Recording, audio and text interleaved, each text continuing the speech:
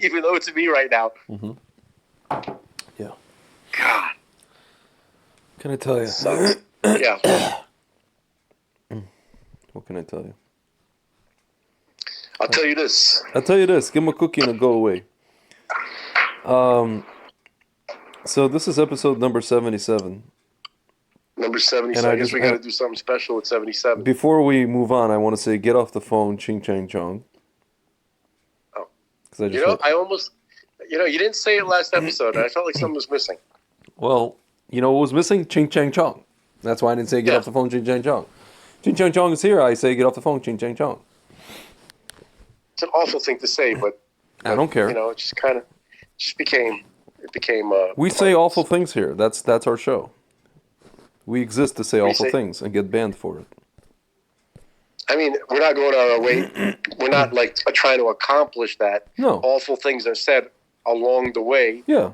But that's not the primary objective. That's not our prime directive. What people don't, sometimes I wonder, what is the, maybe you can riddle me this, Batman.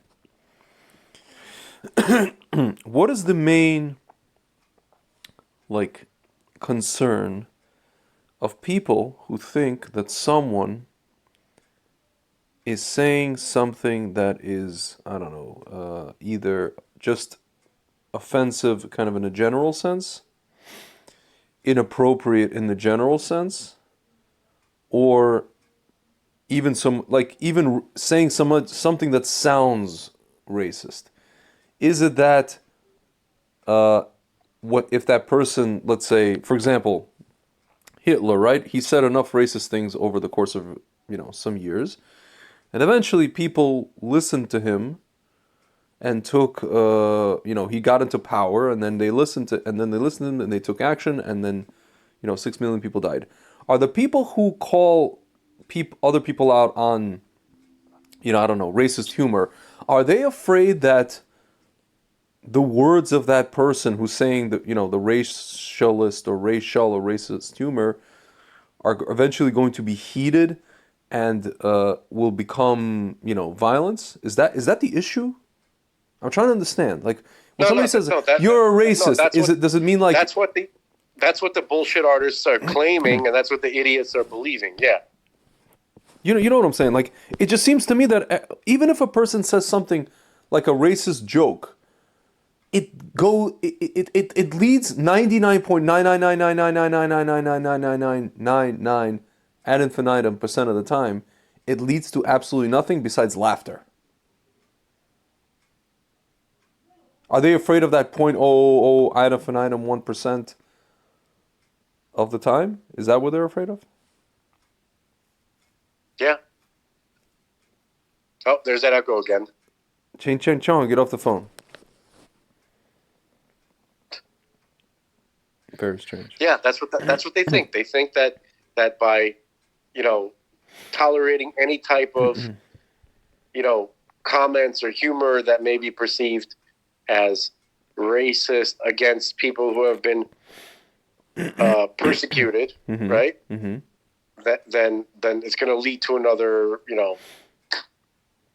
catastrophe, right? That's what they're brought up to think. Except, of course, when it's Jews. When it's now it's white guys. Yeah. White guys are okay. You can do anything. Yeah, and when you make fun of white guys, and then white guys retort, you get upset for them retorting. They get upset. You can't even say a word. Yeah. No, I mean, listen. The people who are running, who are spewing this, who are propagating it, they don't believe it. They know it's complete horseshit. But they know how easily people are manipulated. With the whole with the archetype language, and they just do it, and it works. It just works. I don't know. It's just I've always wondered that, really, it's especially now. Yeah, they think if you don't punch a Nazi, right? Then right now, remember that punch a Nazi? Yeah. right? Then they're gonna get out of hand, and then all of a sudden the Fourth Reich is in. I mean, they're right. Somebody should have punched Klaus Schwab, and he got out of hand.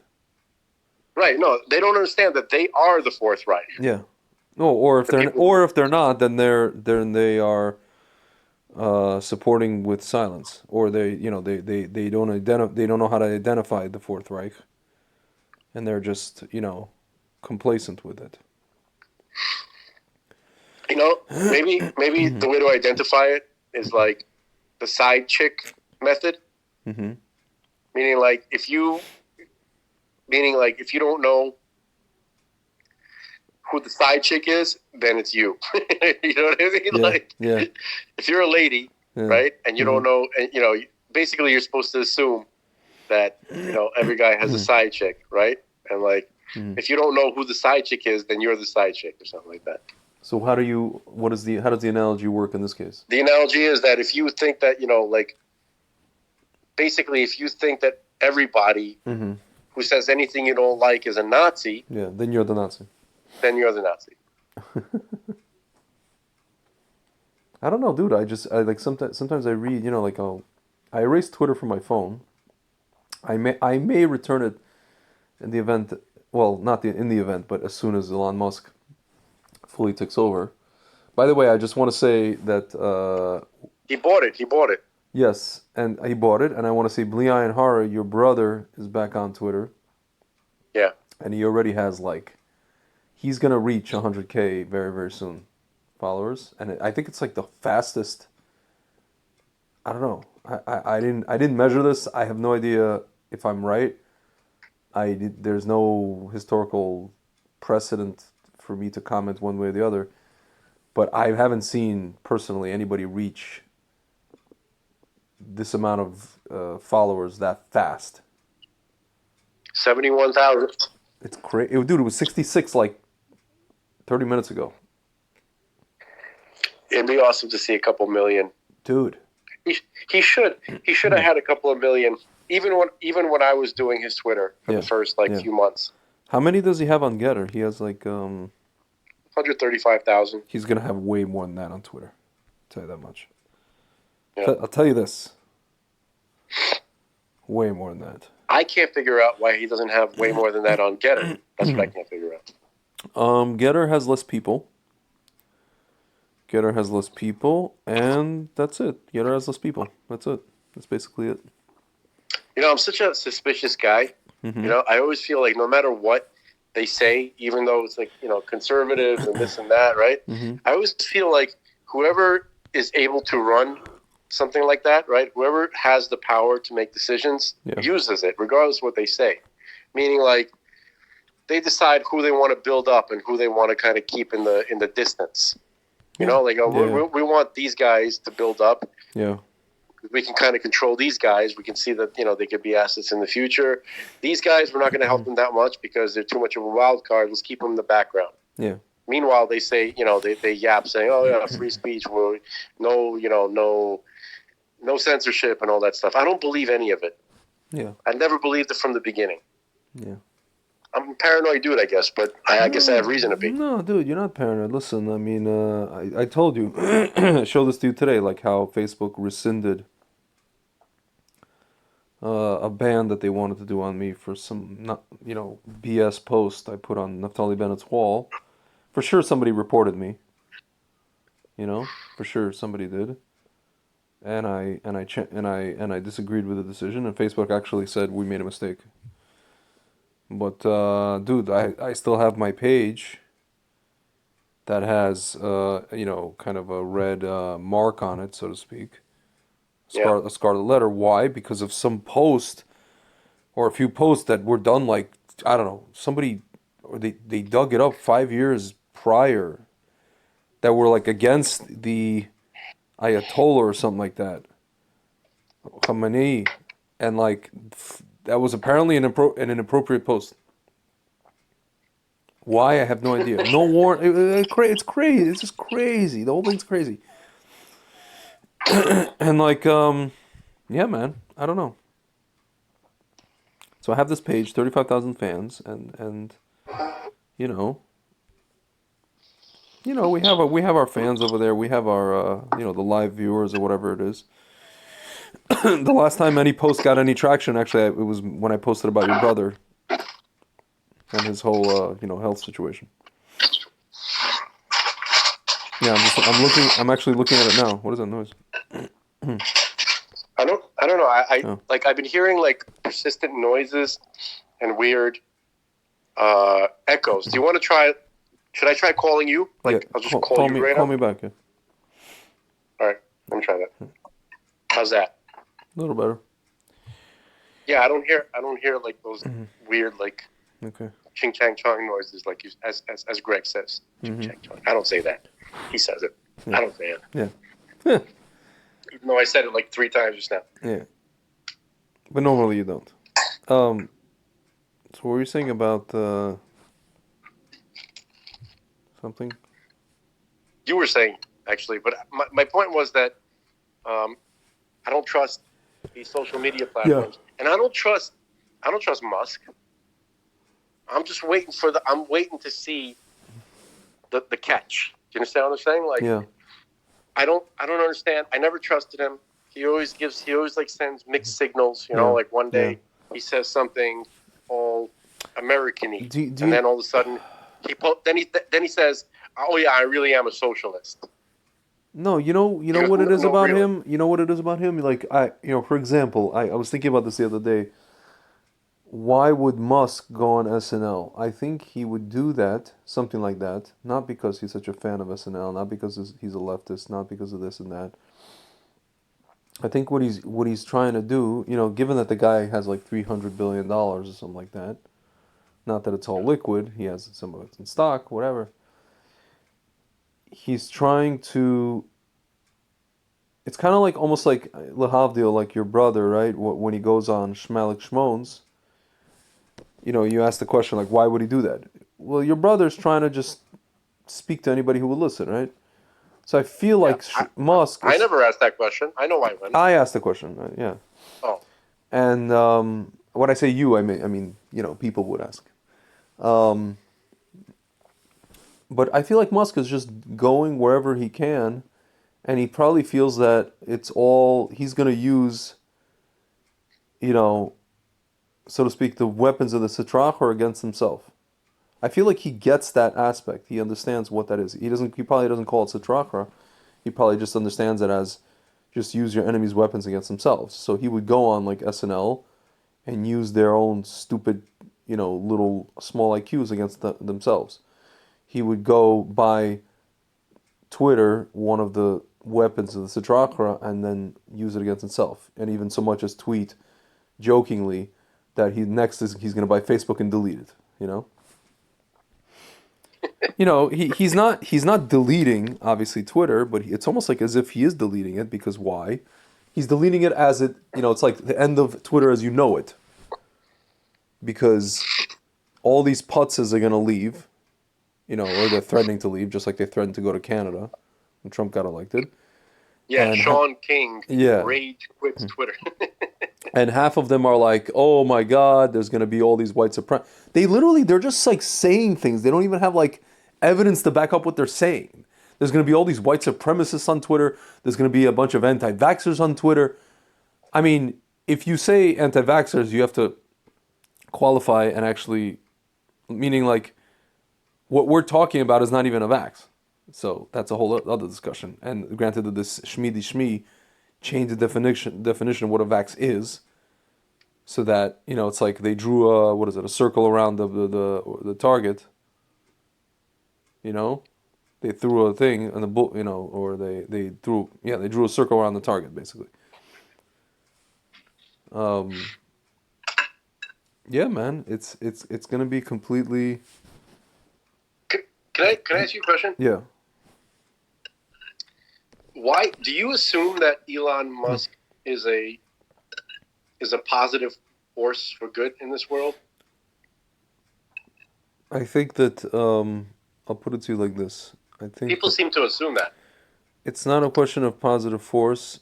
I think that he has, out of all these Sitra Achra people, I actually don't think he's part of the Sitra Achra. I think he is someone who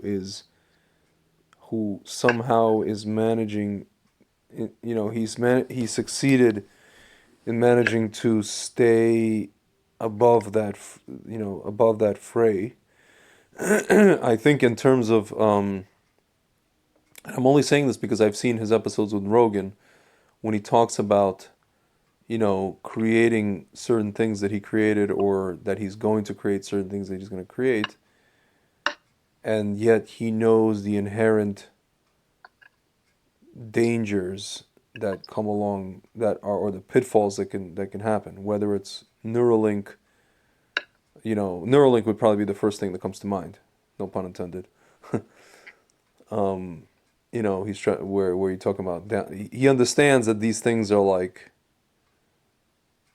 eventualities that human beings are going to try to like create this kind of stuff. It's just a question of I have a feeling he wants to create it just so he can mitigate it, meaning just so he can harness it and have it actually not get out of hand, as opposed to create it and have it get out of hand, and have it and have people with microchips in their this and downloaded consciousness. I don't even think he wants that. I think he wants to test its limits. I think that again, I'm only saying this from listening to him. He didn't say these words outright. Just from the way he was speaking about it, he was very concerned. He was almost like talking about, he sounded like the guy who was like warning you about, like John Connor warning you about all the T-1000s, that what would be in the future that they're going to go sentient or whatever, or they're going to get, going to get in consciousness, something like that. So in that sense, I think he's more a force for good than not. The only thing that I will say is that I feel like he's just kind of like it's just basically him. I mean, there's other people who are helping him kind of behind the scenes, but as far as out in the open, I think it's just kind of him versus essentially the world. Obviously, Rogan is kind of with him a little bit here and there. There's a few other people again who staying behind the scenes, just throwing their money in with him into the ring. Listen, the guy, I think he's a goy who Hashem is using as a instrument. That's what I think. I think Hashem gave him the money, and Hashem is just whether Elon knows it or not. Like it's funny that he has that name, Elon. A lot of people think he's Jewish. He's not. It's a Jewish name. Think about that. Yeah. You know what I'm saying? Like, I thought that was interesting. And the name is very. It's from the Torah. Elon Mamre. Yeah. Elon Bashan. All this kind of stuff.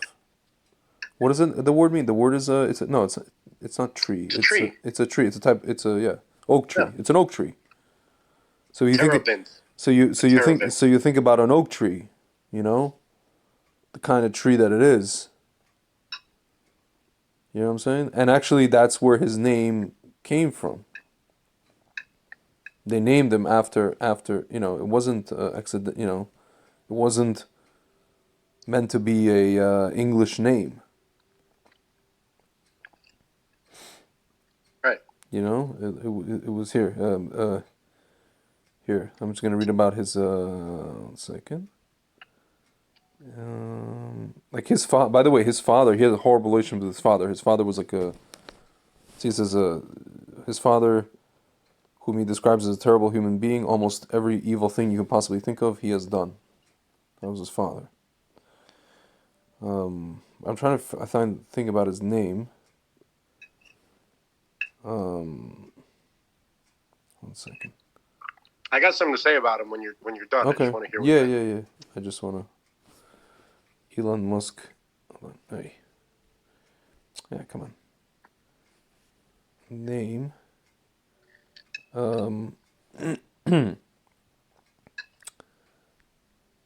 I have to find this. Anyway, so what do you have to say about Elon? And then I'll tell you about his name. Okay. Anybody who has success on that level, Mm-hmm. of course I could be wrong. I'm just going with how I feel. Okay. I feel is an intelligence asset, not just an asset, but like a project. Like, for instance, like remember there was a while when everybody loved Bill Gates until really recently, right?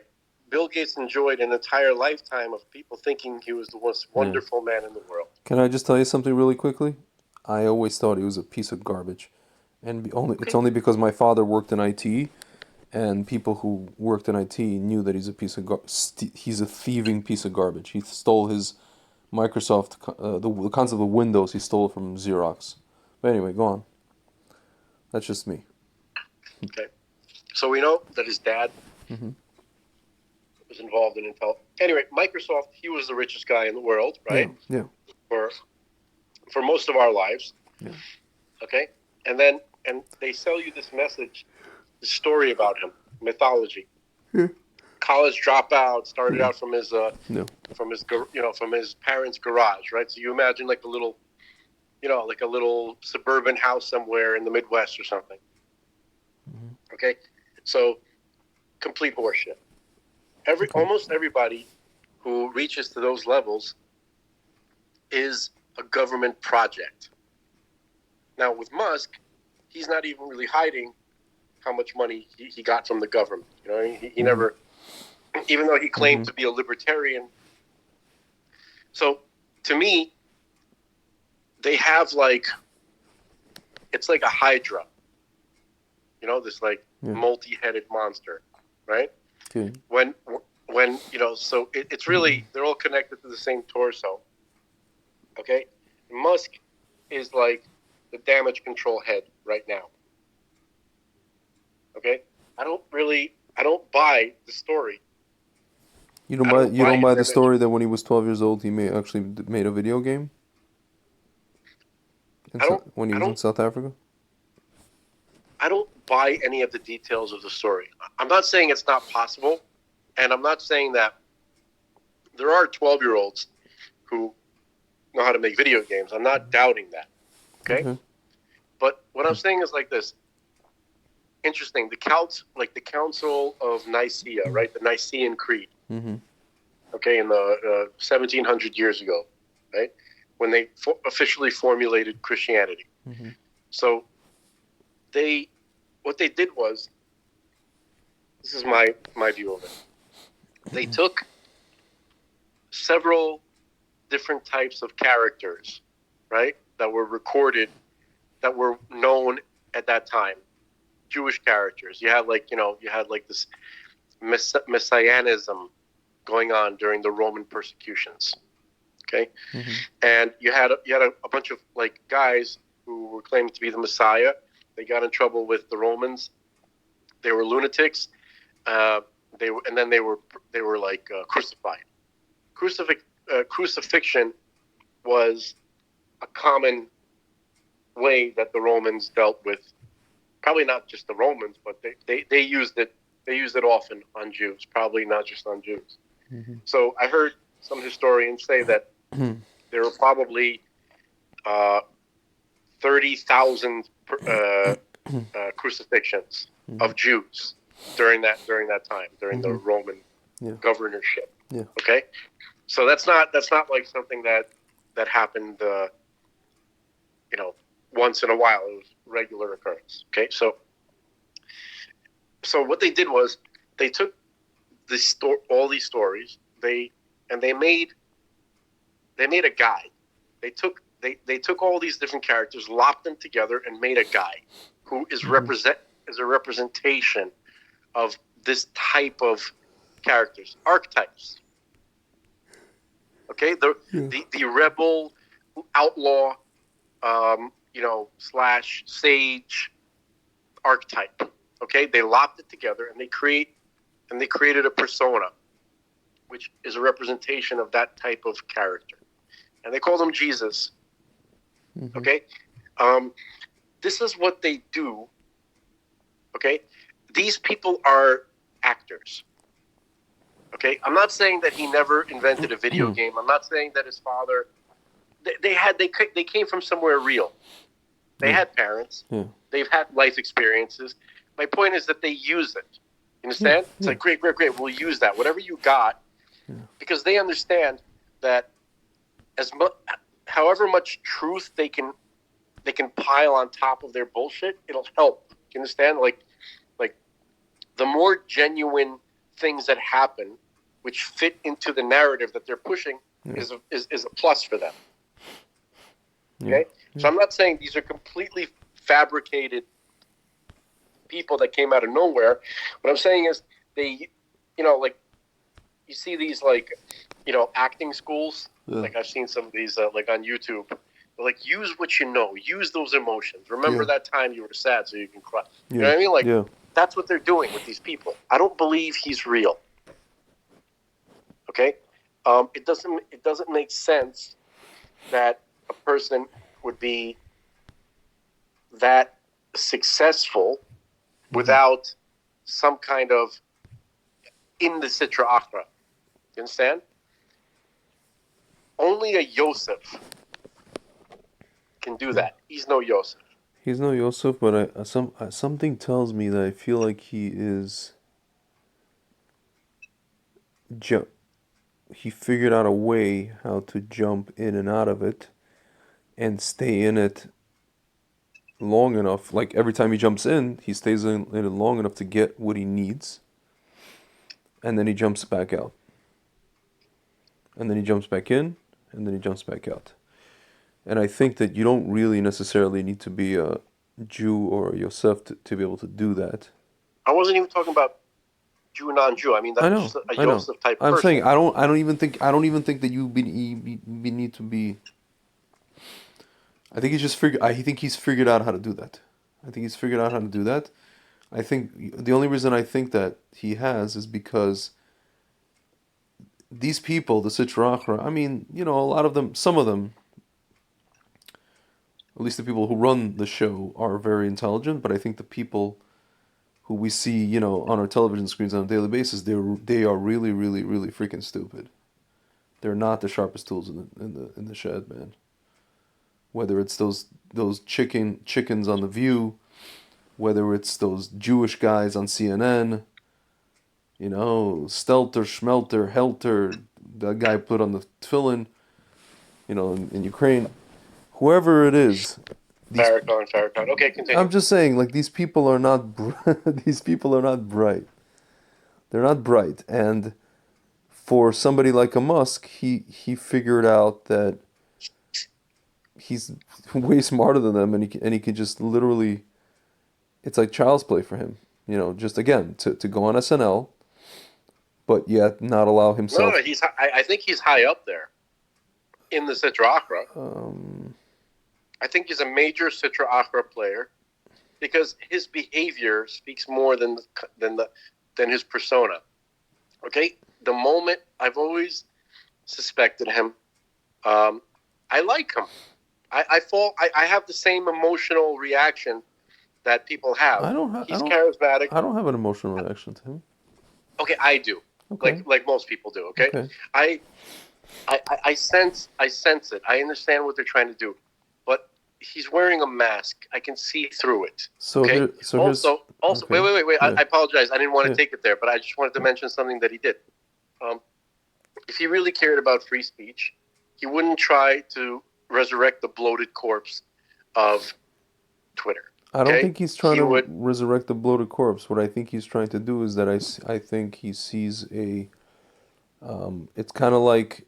It's kind of like Trump, where he sees a country that has something that has...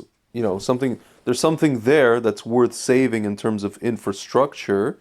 And unlike the leftists, he's not going to come along and burn it down and build something, in his image from its place. He's willing to work with what's already there, and there's flaws there, like, I don't know, inflated stock market, whatever it is, and he's willing to just fix whatever he can fix and then build on top of that. To be honest with you, well, let me tell you. I want to finish telling you why I think he did what he did. Okay. Because he's a central Citra Achra player, and he saw what Trump is doing. Right? They're trying to establish a platform where you actually have free speech. Yeah. Right? Yeah. And Twitter was getting beaten, right? And rightfully so. And people were leaving in droves. Yeah. Okay, people were getting fed up. And what Musk should have done is saying, I'm behind you, Trump. Let me help you with your servers, with your networks, so, to invest in something that's new instead of trying to save the evil. That's what he's trying to. He's trying to save the dying evil. Again, I don't think that. First of all, I don't think he wants to be seen as necessarily partisan, because anybody who goes along with Trump is seen as that. He doesn't. Again, I don't know, man. So now my question is: your brother recently got on Twitter, and I know that part of his decision was based on the fact that he sees what's coming. He saw that Musk basically took over. So your brother was waiting for something. He doesn't trust Musk. I'm not saying he trusts Musk. I'm just saying that he sees a certain momentum now, and he knows that at the very least, he's not going to be kicked out. Really? He does think he's going to get kicked out. Really? So why did he join? Why is your brother giving Twitter revenue? No, because he wants to expose them. Okay. My feeling is that he wants to get thrown off. Yeah, no, because that was the first post he wrote. He's like, I want to see how long I last here. Right. He wants to show. I think he just wants to show people, look how many people look how many people support him. Look how many people support, and then look how they're gonna how the machinery is gonna click in. Yeah. Right. And it's gonna kick in. I meant to say, right, and then begin to dismantle the whole thing, right? So to further expose, the degeneracy of it. Listen, it's a win-win, because if they do that, he will expose them. If they don't do that, he stays on and keeps growing. That's his view. That's exactly what his view is. But he's not a supporter of Twitter. Yeah, that's for sure. Oh, I hear. Okay. I don't know, dude. I go by my intuition, man, and me too. Something tells me that Musk is in it to, because he even said granted, it could be just lip service, or it could be just like like you say, a front, but he tweeted out and he said, I want people who don't agree with me to stay here, and I want them to speak. That's the whole point of free speech. There's a problem with that. Okay. You have one guy, who says, I want. Tomorrow, or a year from now, it could be him who says, you know what, I don't want. You understand? And people built their trust. They put their trust in it. Yeah. And again, they had the carpet pulled out from underneath them. Yeah. Okay? Because it's a guy. Because you're giving all of this power to a guy. Yeah. Okay? That in itself is already a doomed system. So people, when are you going to learn your fucking lessons? So here's my thing. What if, given that this guy, and I'll tell you something. This is something you may not know about, because it's more like a technical aspect. Elon Musk is very much into cryptocurrency and all this kind of stuff. One of the things, in case you didn't know, one of the things of the crypto space is there's a whole thing of Web 3.0. What does that mean? It means basically a bunch of different projects which happen to have crypto tokens attached to them. It's almost like stocks, that are connected to these companies. One of them is called Solana. Another one is called there's Ethereum, Solana. These are all Ethereum, built on Ethereum. So one of them is Solana, the other one, there's another one called Holochain, there's a few of them, right? And they're all basically trying to do the same thing in different variations, different iterations, different ways, is to liberate the internet. So what if, because one of the things he's said that what he wants to do at least, you know what? I'll read the list because this is what he, Twitter. He wants to open source. Go here. Go. First of all, the company's going to become private, meaning it's going to not be listed on the stock on the exchange. You know, there's not going to be a stock anymore. There's not going to be a stock listed on Nasdaq. I mean, you have stock. You know, people have stock in the company, but there's not going to be any more publicly traded stock. The other thing he wants to do, he wants to basically make it open source. You know what I'm saying? You make it here. Elon Musk. I just want to get the right wording for you. Twitter. Open here. Yeah, he wants to make the algo open source, right? See, right, they're writing. See, even you see, like even the Sitracher newspapers, well, like Fortune magazine. Why open sourcing social media is a useless soundbite. It's not a useless soundbite. It's bullshit. It's not a useless soundbite. Okay, because you're talking about like Twitter, dude. If you ever interact on Twitter, you notice that like there's a lot of bots. There's a lot of people who it just seems like a person's writing. He sounds like a robot. You know, you're talking to them. You know, about the Schmeck scene, it sounds like you're talking to a robot. Because most of the time you are. You know? And basically they have to weed them out. They have to basically weed them out and get them out of the platforms. And just have human beings. So at least how do they do that? There's ways to do it. There's ways to do it with AI. With AI, you can detect if it's a person talking or a robot talking, and if the AI determines it's a freaking robot, which it's very good at determining. We have AI like crazy level AI. You just get rid of that account, and now we're only going to be talking to people as opposed to freaking robots half the time, who are just they're just there. They've been programmed by Ching Chang Chong to agitate us. It's agitprop basically. You know, I found myself arguing against one of these agitprops many times. You know, it's crazy. It's like they really, you know, it makes my blood boil. Some of these discussions with these robots. That's how good it is. So, and it's crazy because it doesn't seem like leftists have any problem with it. All these blue checkmark intelligentsia people, they had no problem with the fact that half the thing is spam. You know? That's a big problem. It's a really big problem. I mean, they're running the spam. They're running, yeah, exactly. Half of them are running a spam, and the other half are just like oblivious to it. So at least that's one of his stated goals. I don't know if he's going to carry it out. I don't know if he really means it. I hope he means it. But again, man, like Trump said, yeah, I'm not going back on Twitter. Good. Because here, again, man, Trump has his realm. That's fine.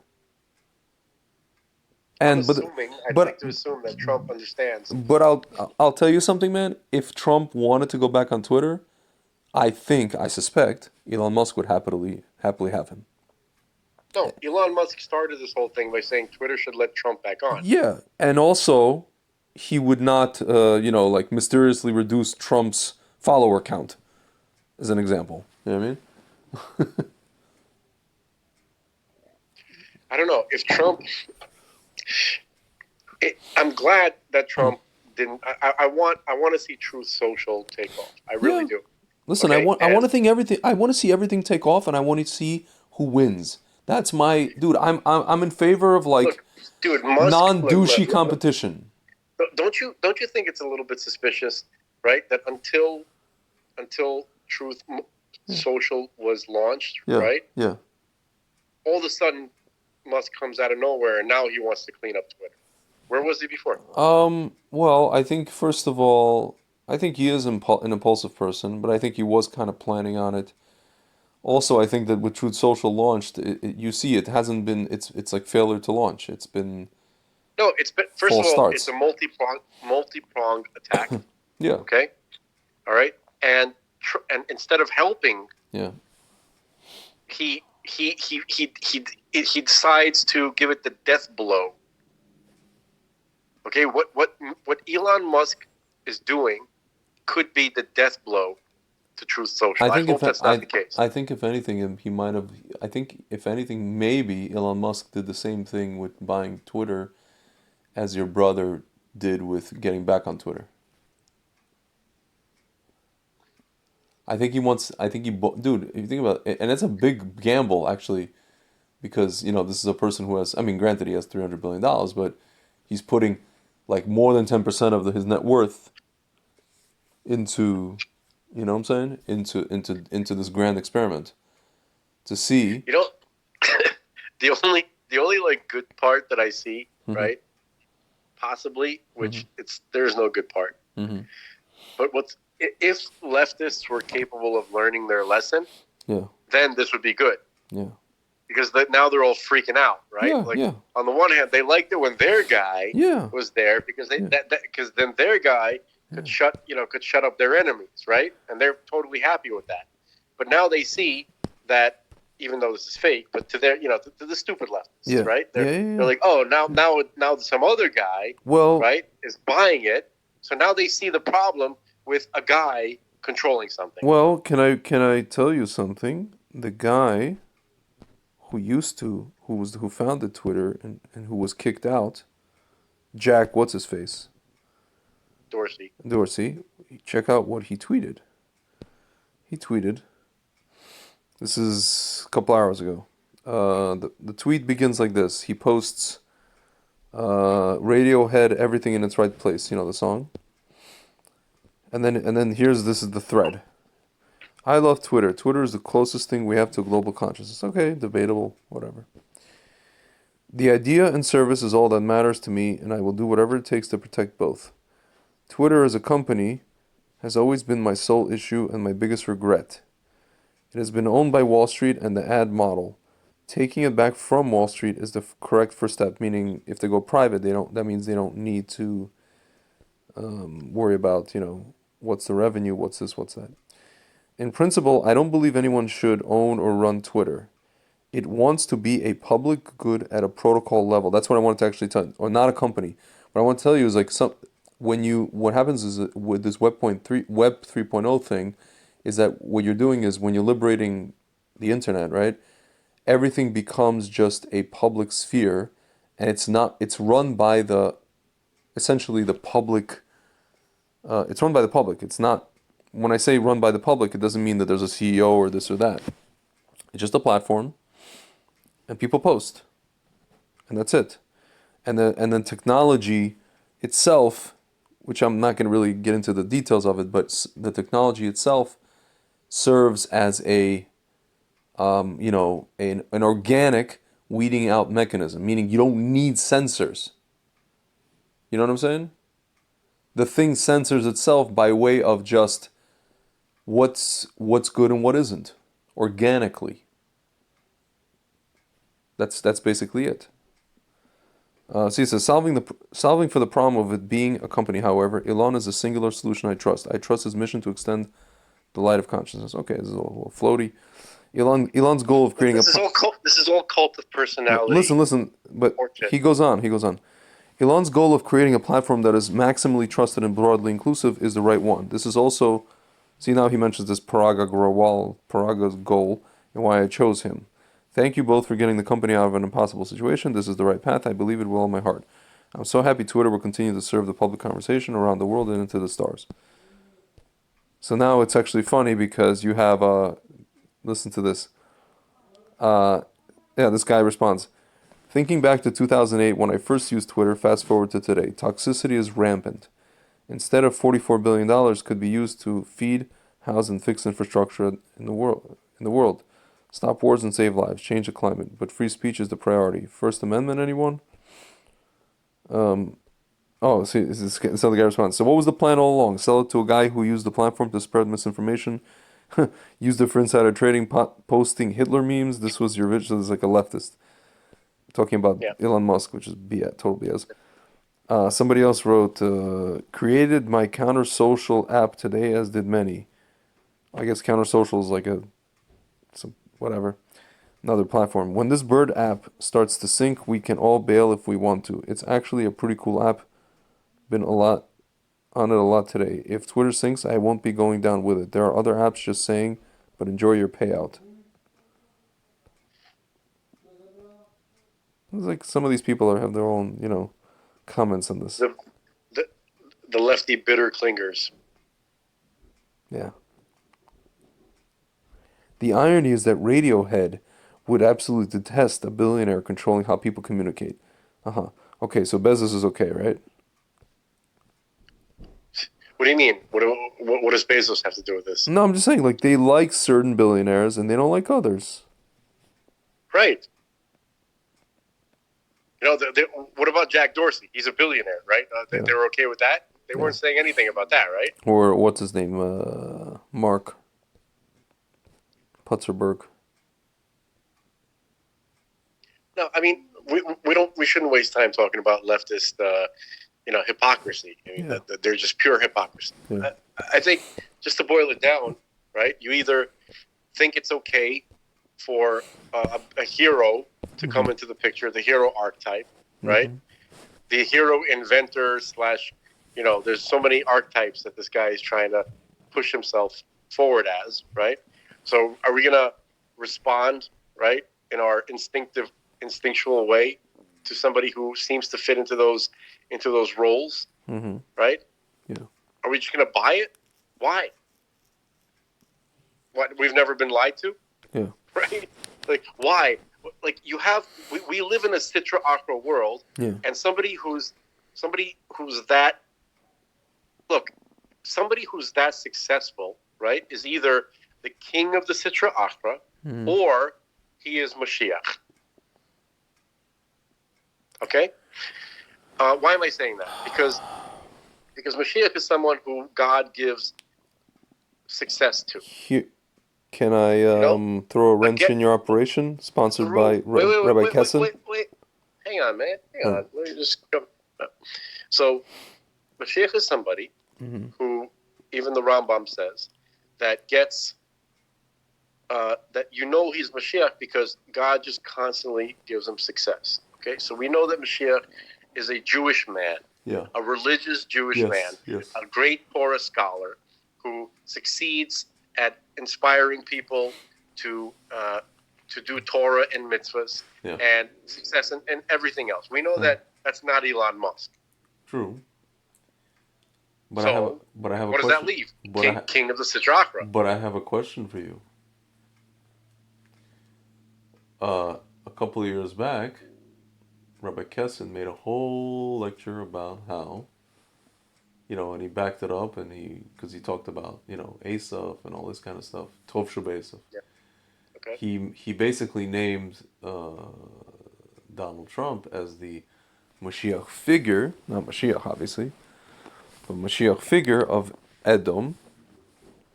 He named Obama as having, and I can find the shiur where he spoke about this. I remember this distinctly.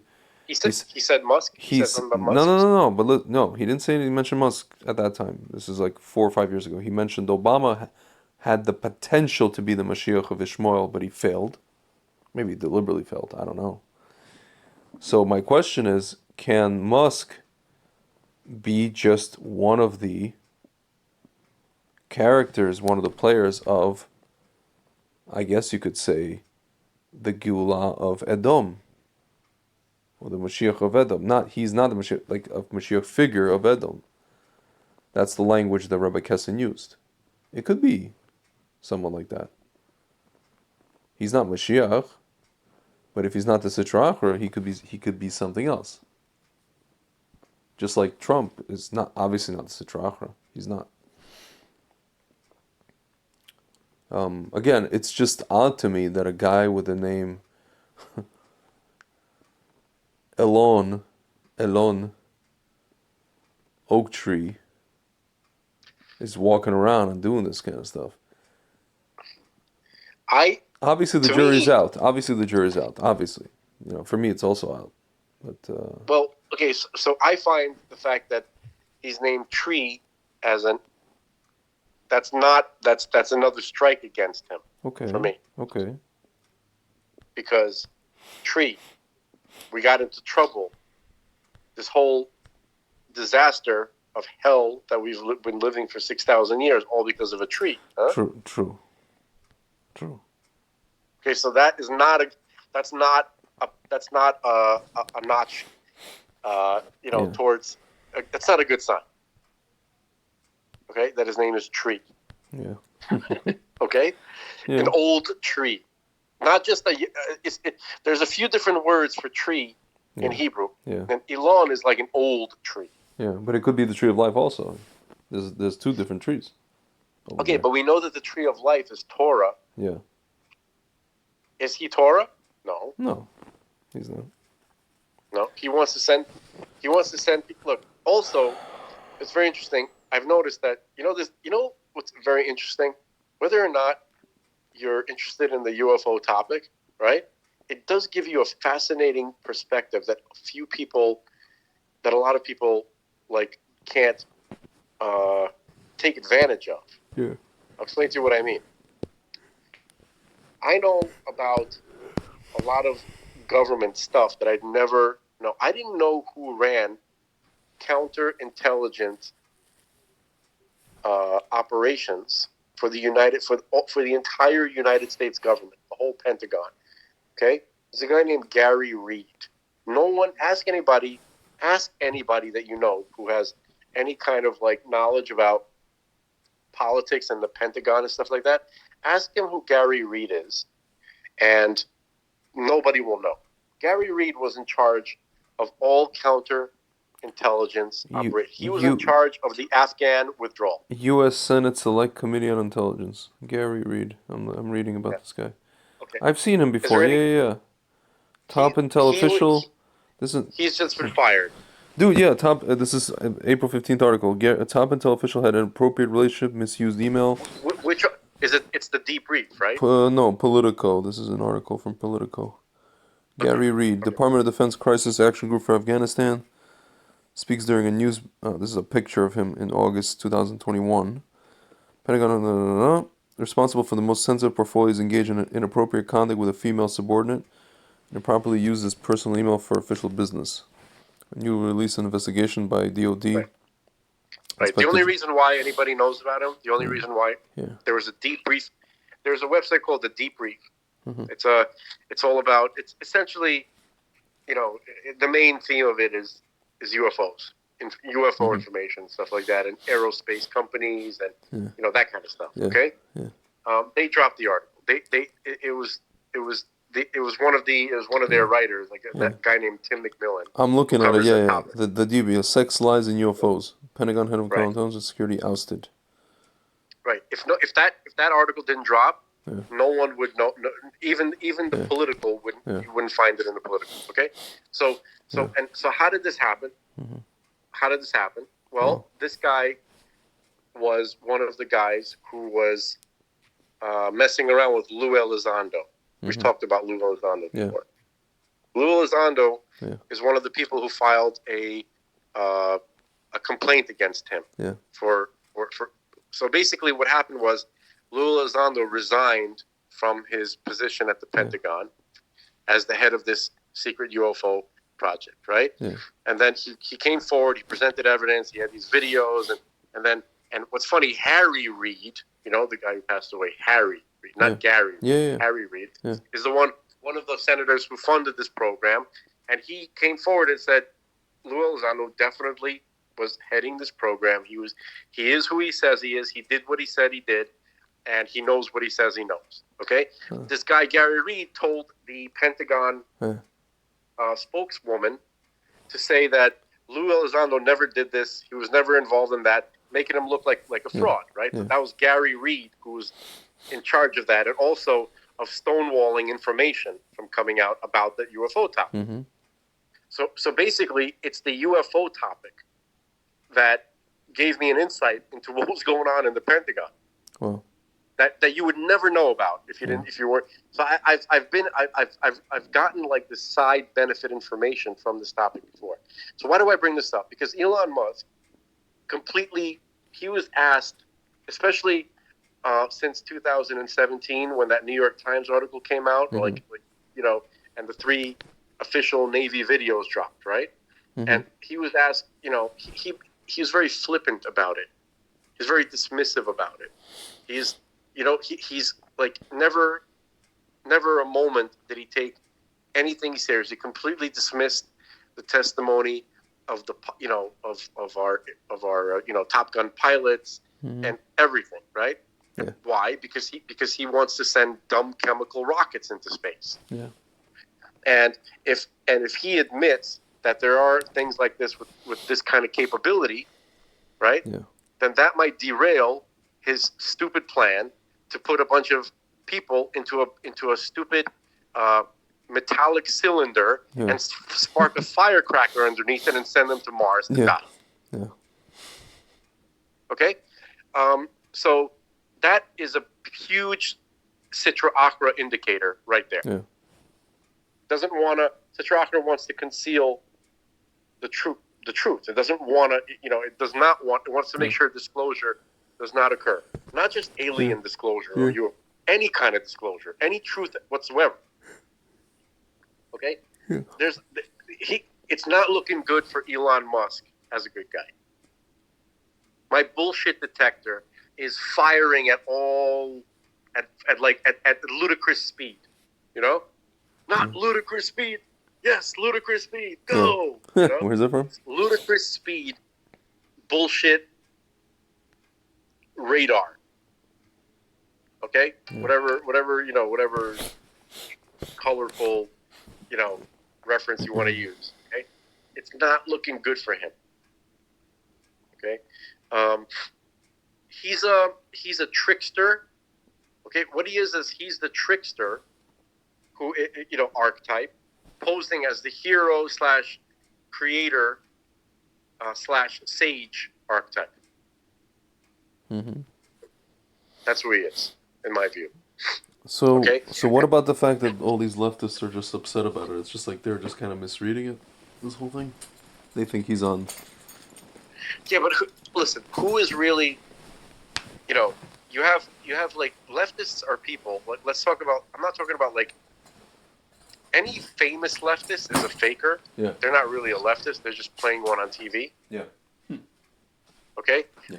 The real leftists are just like, the regular, everyday, like, blue check mark idiots. The riffraff. Yeah. Not the, okay? Yeah.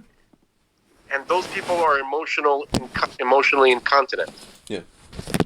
So that's not even, it's almost like, I want to say like elder abuse, but it's almost like mental illness abuse to even talk about them. Yeah. Or in a serious in a serious conversation. Yeah. Like when I find it like a waste of time to get outraged about anything they do or say at this point. Yeah.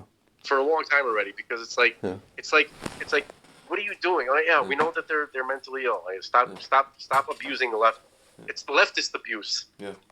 Leftists should already be synonymous with like, some kind of like developmental disability. Listen, can you give me 2 seconds? I mean that seriously. I need to use the boys' room, and then we'll continue with that. Give me a sec. All right. All right. So you were saying about the abuse of these mental disorder like, people. Right. No, I mean, I spent like more than a decade just arguing with these people, and then I realized that a lot of the people I'm arguing with are bots, like you say. Yeah. But even the people who are people are also bots. Yeah. Yeah. They talk like bots. Okay. They sound like bots. Right. Like I realized I'm talking to a ninny. That's the word that should be used, because for me it fits perfectly. It's like that's exactly, you are a ninny. That's exactly what you are. Yeah. Yeah. So, that was just a side point. side point is like, what about all these leftists that are getting? That's what you said. So that's how I'm answering you. I'm saying like these people. It's not a. We're not talking about adults here. It doesn't really matter. Yeah. It's not a good indicator of whether something's wrong. You understand what I'm saying? Like because they don't. Just because they don't like Musk doesn't mean that Musk's on the right side. It just means they're idiots. Yeah. Okay. Musk. I do not trust that man. I don't trust him. His behavior it pissed me off so bad. I was seriously, when I saw Twitter start suffering because of Truth Social and because of Getter, right? I was like, this seems to be kind of sort of I don't I don't know if it was progress. suffering. I think it was just like everything was getting polarized, meaning Twitter was going to have the lefties, Getter was going to have the right wing. We're just going to get more polarized. That's it. Right, but there's way more of us than them. That's what I'm saying. Of course, but the more of us doesn't spend, a lot of us, let's say, doesn't spend its time. Dude, leftists really put stock into their tweets, into Twitter, into social media. They put a lot of stock into it. They put more stock into it than we do. Right, really. Traditionally, no, but I'm saying it looks like things are changing. That's my point. Things are changing only because we're fed up and waking up. But dude, okay, I'm not saying why, but hold on, dude, hold on. I was just saying that it seemed like more right-wing people were getting on social media. They were working on memes. They were, so it was increasing steadily, too slowly, disgustingly slow. Okay, but still, it was happening, right? Yeah. And then all you got to do is just let Twitter die. Just let him die. And this motherfucker came and just resurrected the son of a bitch. Okay, I was scared. I was worried that somebody was going to do that, and then. I felt it. It was like almost on the unconscious level, but it was like this inner anxiety I had. Like somebody was going to come in and interfere with the death of Twitter. I think what he's and doing. This son of a bitch came in and did it. I think what he's doing something similar on a digital level. The only, again, I think, I'd like to think that you're right, but the only thing that kind of gnaws at me, let's say, gnaws, however you want to call it, is two things. One is I'm considering the fact that he's interested in crypto, which not so much the tokens or the currency, but more the tech aspect of it, which is the Web 3.0 thing. And I think that, again, for me, the jury's still out whether or not he's going to carry out these things with the open source thing and just making everything just kind of what's called public. I don't know the word, public domain, I guess, or, town square, whatever you want to call it.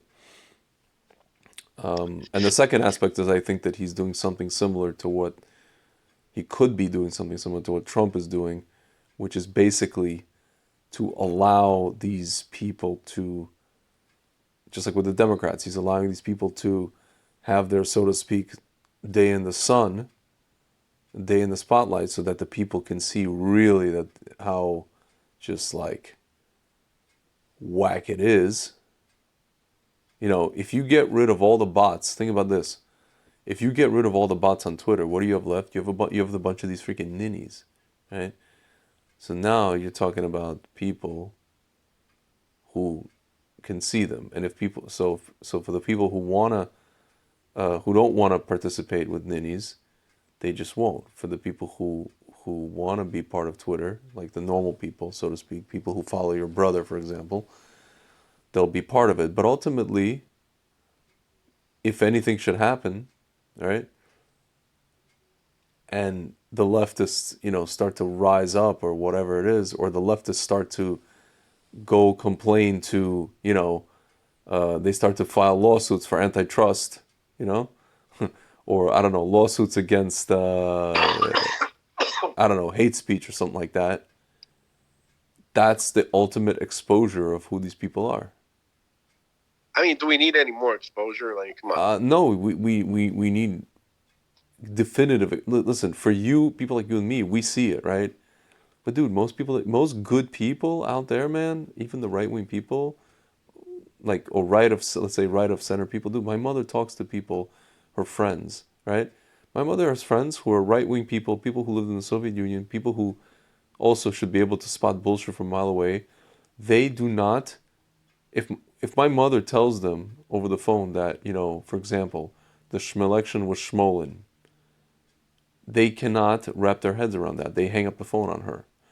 If my mother tells them stuff about the Schmeck they cannot wrap their heads around that. They hang up the phone on her.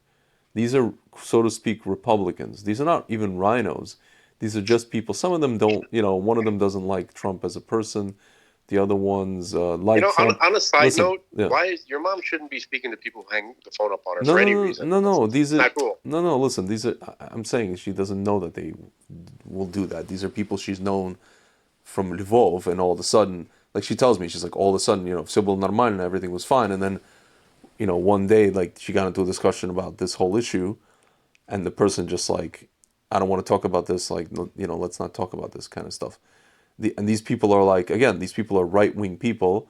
One of them, like, actually voted for Trump, but then says Trump made a mistake, and why did he do this, and why did he do that, with the whole, whatever, January 6th, whatever it is, The kids are like, they... Listen, we have our share of ninnies too. Yeah. I'm just saying, like, that's what I'm saying. There's a lot of people that just don't see really what the hell's going on. They're not part of what I call the anti-narrative crowd. They're not part of that crowd of people that would sit at and listen to War Room and be on Telegram groups and listen to your brother at a talk. They're not part of that crowd. They're just они не в теме, as we say in Russian. They're not in the theme, And so if you come to them and you tell them certain things, they're just kind of like they're living in non-existent land. They're living in fantasy land or no man's land, a lot of them are jaded over what's happened to. Again, they're not rhinos, but they're just kind of jaded over what's happened to.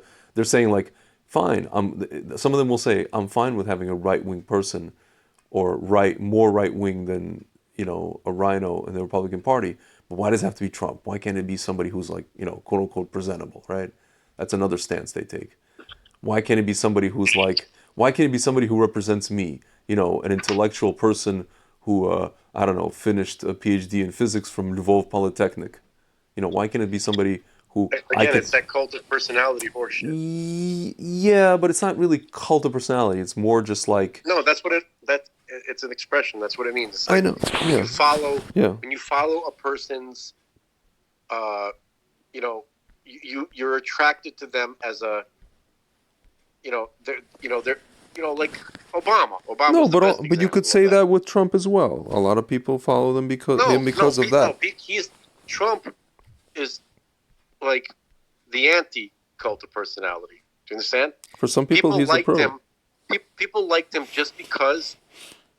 I never liked Trump until he ran for president. I never liked him. No, for sure. But no, some people actually liked him. Holy shit, this guy is perfect. This is exactly who we need. No, but because he's a producer and he's not selling personality. You understand? Yeah. He was selling a good, being a good boss, manager. Yeah. That's what we needed. We needed a manager, not a personality that we're comfortable with. We needed a guy who's going to do the job that needs to be done, not a personality that's acceptable and friendly. No, you need that guy. Yeah. That's the guy. The only president in history who actually had a job before they became president where they produced a physical object for people's use. Yeah. Okay, even Reagan didn't do that. Reagan was an actor. Yeah. He was a governor. But I don't know. Yeah. I don't know if there's. I think what's his name? Nixon, right? His father had like a vegetable store. Maybe that's close second place. Yeah. Yeah. Listen, you had you would have to go back all the way to like I don't know the 1800s to find presidents who did anything of note in terms like Ulysses S. Grant was a general. Military guy. That was like the last time we had that. Thomas Jefferson, he was he had a big plantation. Yeah. Well, he sold it. Yeah. Stopped. He basically went to the port. He didn't sell it, but the whole thing fell apart when he became president. He was poor. Yeah. When he came back to civilian life, he needed to rebuild again. Yeah. Okay, so I mean, obviously back then everybody had to be. Dude, I'm reading Tanakh with my dad, right? Mm-hmm. And after Shaul became king, he was still out there wrangling his cattle. Yeah. You know what I mean? No, even the king had to go out there and be a cattle wrangler. That's what they did, man. That's what they did. I think David also was a shepherd, cattle wrangler. Yeah, of course. Yeah, no, it was a different era. Today, it's just like these guys are just listen. Even the best of them were politicians and rabble rousers and what have you. I think Teddy Roosevelt also was a military guy. Was he a general? Yeah, no. I think he was a general. I don't know if Teddy Roosevelt was a general. But that man was an animal. Yeah. But in a good way. Truman was a general. Eisenhower. Truman was a general? What? Truman was a military guy. Yeah. It's just the Democrat. No, I know he fought in World War I. I just didn't think he was a general. He was a no. Wait a minute. I know Eisenhower for sure was a general. Yeah. Truman was. Eisenhower, of course, he was a general. Truman was a here. I think he became like a lance corporal or something like that. He was here. He was a senator for 10 years, actually. I'm for sure he was a. Hold on. Occupation. Haberdasher. Yeah, haberdasher and a farmer. I'm sorry, in Truman. Yeah, he was in the army. But what was he? What was his? He was a colonel. I'm sorry, he wasn't a general. He was a colonel. And he fought in, I believe. Oh, he fought in what's it called? He fought in World War One. I apologize. Yeah. World War One, and he was a colonel, and then he became a World War One battles, World War One victory medal, and he became a senator at first. He was a senator for like 10 years, and then he became president. Eisenhower was a general. JFK was, his father did the liquor business and all that kind of stuff. Running moonshine. Yeah. Well, his father was a businessman. But JFK was in World War, he was a soldier. I believe in World War II, if I'm not mistaken. Yeah. JFK. After him was LBJ. Lyndon B. Johnson. What was he as a profession? He wore a cowboy hat. Yeah, exactly. No, LBJ was a senator in Texas for a number of years. Basically all throughout the 50s for like 12 years. He was before that, what was he? He was in the Senate he was in the Senate for a while. Before that he was House of Representatives in DC in the 40s for about 12 years. Yeah, he was basically a career politician. He was a teacher for a little bit, but he was essentially a career politician. LBJ. He's an absolute creep. That guy was a big ass creep, and I think he had something to do with the murder of JFK. A lot of people think that. I'm just talking about stuff that that Secret Service guy says. Like he'd go swimming naked in front of people. He was a real disgusting. He was a disgusting guy. He was a big racist from Texas. This is back when the Democratic Party, that was like the, were out in the open. Yeah, they were out in the open racists. Nixon was, what the hell did Nixon do for a living? Yeah, he was also a senator from California. Grocery store. His family were Quakers. Yes, they were Quakers. And it says that he went to Duke University. What's an LLB? He got a Bachelor of Laws. Interesting. But he was in World War II, Nixon. He fought in World War II, South Pacific Theater. He was a Navy guy. Yeah. World War II. See, even with all the creepery and all this stuff, these guys were like, They didn't. The first president to hate even Clinton didn't hate America. Obama hated America. He hates the idea. Clinton hates America. He just had to hide it. It was still at that stage I don't where know. these scum had to hide it. Clinton is Obama, but more hidden. I don't know. I don't know. I think he just likes women. Like really, like I think he hates women. no, I mean he hates women. I'm saying he like you know what I mean when I say he likes women. Obviously, he hates Dude, women. he's a real evil dude. I mean, I all know, those I know women. he's an evil dude. I know that. I'm not saying he's not. I'm not saying he's not. Dude, Vince Foster. Yeah. Oh yeah, big time. That's was found in a park. It's an obvious one. Committed suicide. Yeah. You know how he committed suicide? He didn't commit suicide. This is folks at home. Yeah. This is the official report. He shot himself in the back of the head twice. Yeah. Nobody shoots themselves in the back of the head. Why twice? It's almost like they're admitting it. Yeah. That this is bullshit. Yeah, like we actually killed him. Of course. Why not once? Listen. How come not the side of the head? He had an affair with Schmittlery. And No. If he had an affair with Schmillery, and she wanted to cover it up, and that's it. Then Clinton wouldn't have killed him. He would have given him a medal. No, she killed him. She had him killed. She had him killed. Yeah. So, simple. That's the prevailing idea. Then you had Jimmy Carter, Mr. Peanut Farmer Man, or supposedly, allegedly. But he was also in the Navy. In the what's it called? Jimmy Carter. Yeah, he was in the Navy during Korea. I don't know if he went to Korea. Jimmy Carter. Yeah, listen. And like he was at the time, he wasn't like this rabid, and oh my God, he's 97 years old. Dear Lord, he's still alive.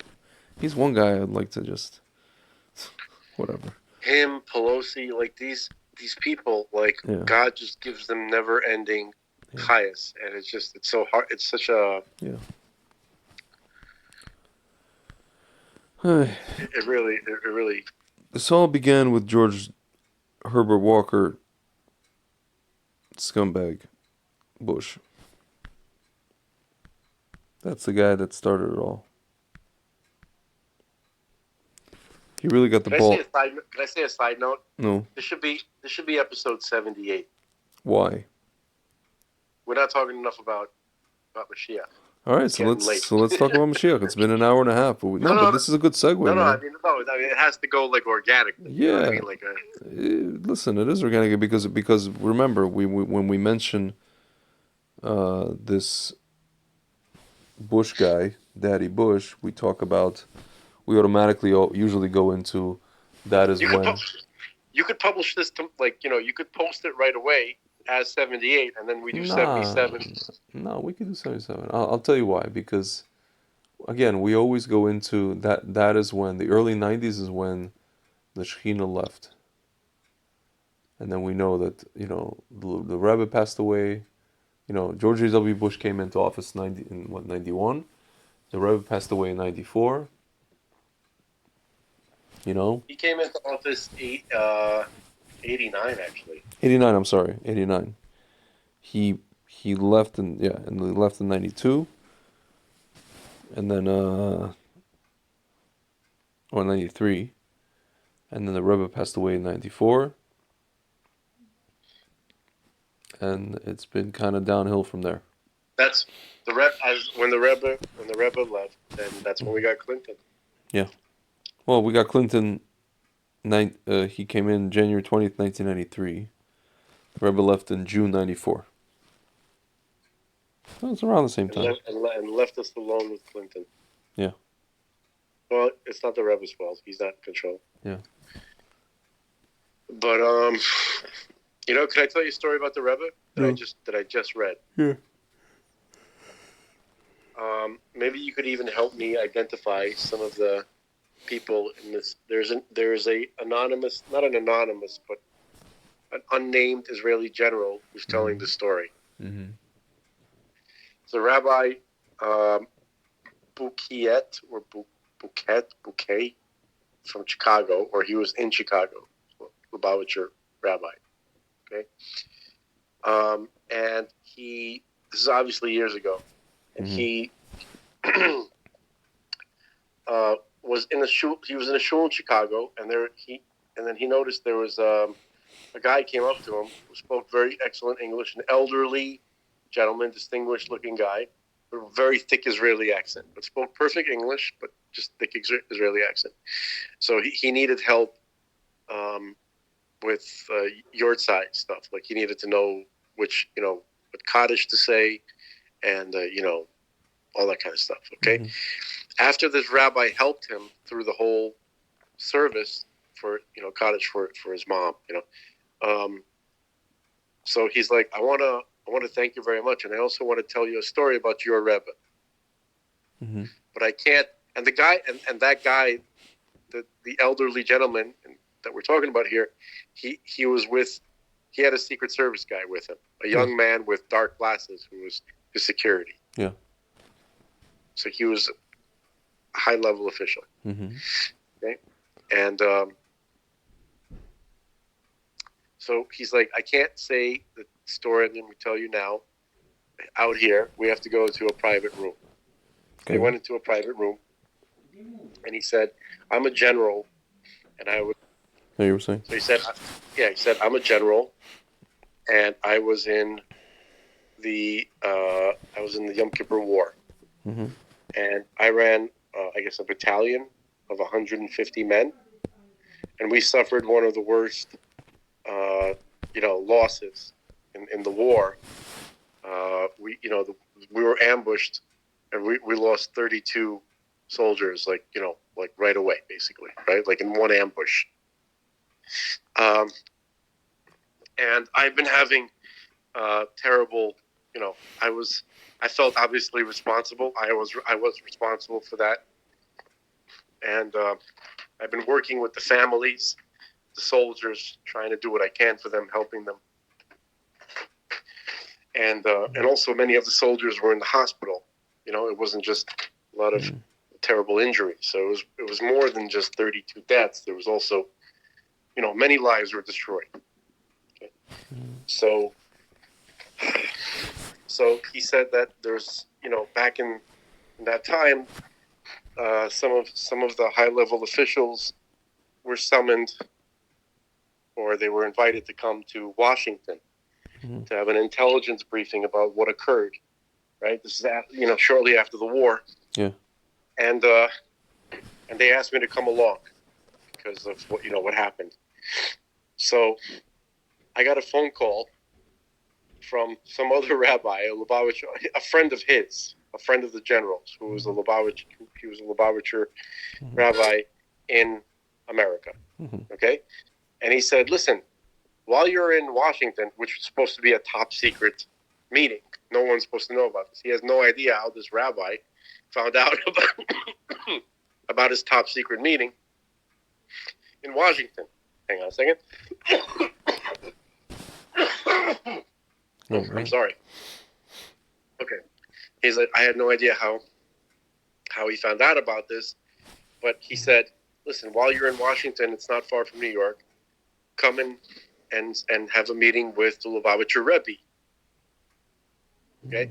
I'll set up the whole thing, and then you can talk to him about the anxiety and the depression and all that kind of stuff that you're dealing with. Okay? You can talk to him about it. Yeah. And he can help you. So he agreed to it, and he came to the Rebbe, and they had. He said it was the most amazing experience of his life. The Rebbe, we cried the whole time together, and he encouraged me and he blessed me long life and with everything good, and I really was a changed person after that. And at the end of the meeting, he said, "There's only one thing that I could say to you that you were wrong about." This is what the Rebbe was saying to this general. He's saying it wasn't 32 soldiers. Unfortunately, it was 34. Well. And he said, Rebbe, with all due respect, I mean, I'm involved with each and every one of these men. Like I wouldn't just, I wouldn't overlook two soldiers. Like, can you explain to me what you mean? Like, it's 32. I'm telling you. I assure you. He said, no, it's 34. So he decided not to, say anything else to the Rebbe, and he left.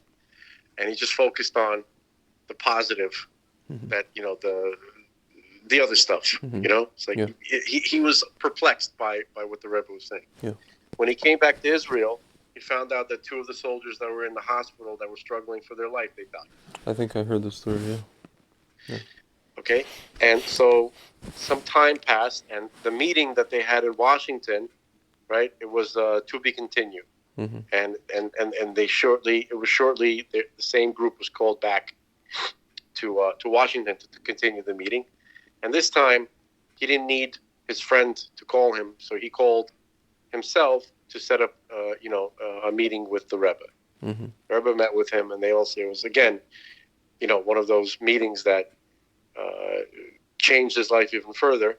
But, at the end of the meeting, he's like, Rebbe, can I ask you a question?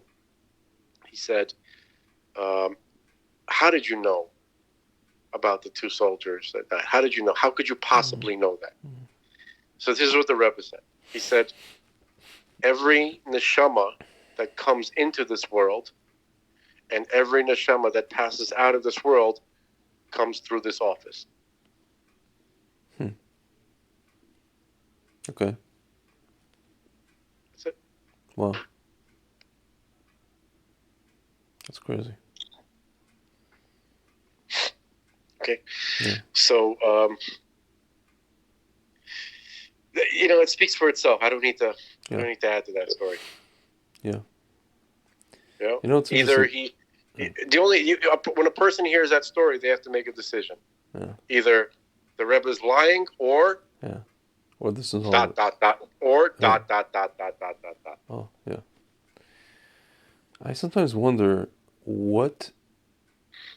knowing what people know, people who are in the, let's say, mainstream Orthodox spheres, and people who know what they know, people who learn Gemara and learn about specifically the who the Tanaim were, right? So when they come across, or when they are told about people who are alive today in our generation, who are, tapped in on a certain level due to, Torah study or Hidbonadus or whatever, or the combination of all those things, a few of those things, that there are such people on this planet who have those abilities. And I'm trying to understand why there are people that have an aversion to them. An aversion, or they avoid them. I don't know. What do you mean? What do they have an aversion to? They like, they're not, they're not the type of people that would ever go to like Mukubalim. They're not even, you'll always hear like, oh, again, with the whole, they'll say like everything is like heebie-jeebie, mumbo-jumbo, whatever it is. And again, it's like, I told because they're basically academics. That's why. I know they're academics, but listen, like, not only, they are academics, but at the same time, these people, again, they're waking up really early in the morning to put a box on their head to make sure they do it with a minion, as opposed to me, for example, where I just put a box on my head by myself. They're making sure they do that, right? Because there's something, behind it, supposedly. They're making sure that they do Pesach in the right way. And it's not OCD. It's like they want to do it Pesach in the right way. They're making. So, I don't know. It's more complex than what we're saying, than how you're approaching this question. You're saying, why are they like engaging in some religious-y stuff, right, and rejecting other religious-y stuff? You could say that, tefillin, right, it's in the, it's in Tanakh and it's in the Gemara, right? Yeah. and all that kind of stuff. The stuff that we do. The halacha. It's straightforward. It's sort of like, okay, I have a faith in God, and I believe that He communicated His will, and here He told us the mitzvahs. We got to know the mitzvahs to do, right? But I don't need to get into it any more than that. He told me this is what He told me that we need to do, and we just do it. Or another thing is, and this is something that I guess somebody said. I'm sure this has to be a factor, at least with some people. I'm not saying the majority, but you have people who grow up in certain societies. Okay. Yeah. And let's use a Harry Potter metaphor. Okay. Yeah. You're in the wizarding world. Yeah. Okay. You're brought up there. There's a wizarding culture. There's wizarding music, wizarding food, wizarding all that kind of stuff. And also there's a certain culture of superiority, right? That it's a tribalism, right? Those are muggles, like the regular people, we're wizards, we're special, that kind of stuff. Mm-hmm. A priesthood in a certain way, of a certain type. Mm-hmm. Okay. So if you come from a certain culture, society, okay, you want to be on top, right? Every culture has some sort of hierarchy, right? Yeah. So you just want to be the on top of in the hierarchy of the culture that you are familiar with. You don't know how to be the top. You grew up in. Let's say you grew up in a frum family, right? Haredi family, okay, and you are not an outgoing guy. You're not brave. You're not an explorer. You're not interested in trying new things. You like safe and familiar. Okay? So that alone will keep you grounded in your culture, just because it's what you know, right? You may not be personally that into the ideas, but you see that the social cues tell you these are the people who are in charge. These are the people who are respected. Yeah. This is what you have to do to be one of those people. You got to know this stuff. Yeah. Okay? So, I mean, are we going to say that's not happening? I think there's, I don't know how much of it is happening, but that's certainly an issue. Yeah. Right? For sure. They just want to be. They want to be accepted. They want to be on top. They want to be in a good position. Whatever culture you're from, you want to be in a good position. Or that's not controversial. Or if not on top, at least just accepted. Accepted. You want to have a good, comfortable position. You want to just be accepted in your society. You want your parents to be proud of you. You want your grandparents. You want your kids. You want to marry well. You want to be comfortable. You want your kid. It's just a certain thing. You just want to stay with what's familiar. So a lot of these people, that's what it's about for them, and they're not going to get into the. They're not going to get into the, to use a Yiddish word, into the kishkas. Yeah. Of why stuff needs to be done, or the God, the God part of it. You know what I mean? Okay, whatever. This is, listen. You want to be an expert. This is what you need to know. Am I going to get into the woo woo stuff about it? It's not my thing. Yeah. Right? Yeah. Okay. Whereas people who are obsessed with wanting to know why things are happening, why God wants this, what does He want, when does He want it, why? You want to get to know more about God, right? He's the one that wants people to wear tefillin. What the hell is that all about? Why? You're curious. You're naturally curious about it, okay? And you want to, you're emotionally invested in figuring out. You really honestly want to know. Some of these people really don't want to know. They don't want to. They just want calm life. They don't want to get into.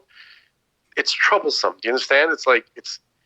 They're scared of it. Yeah, of course. Okay, because you want to be like me and you kind of are like people that are like, we don't like the way things are.